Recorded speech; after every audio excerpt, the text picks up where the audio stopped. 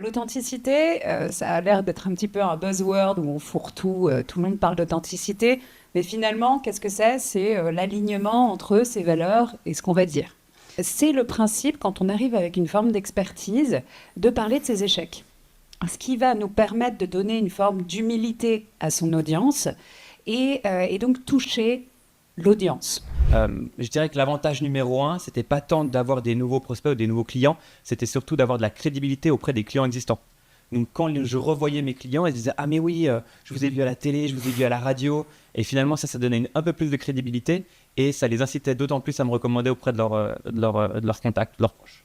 La visibilité, je pense qu'elle est d'abord au niveau d'entreprise. C'est-à-dire ce que j'ai essayé de faire dans mes interventions, que ce soit à la radio, à la télé ou autre, c'était de rendre l'entreprise visible.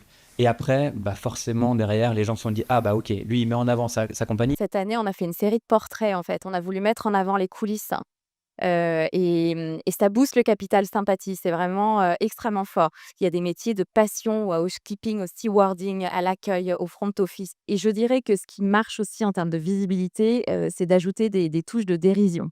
La rencontre.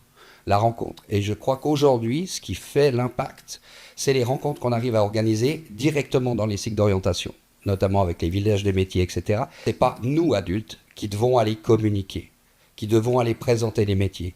C'est les jeunes qui sont en formation. Et je rejoins l'authenticité, parce qu'eux, ils sont authentiques. Je rejoins le update, c'est qu'ils vont parler avec leur langage, ils vont échanger et parler de leur métier.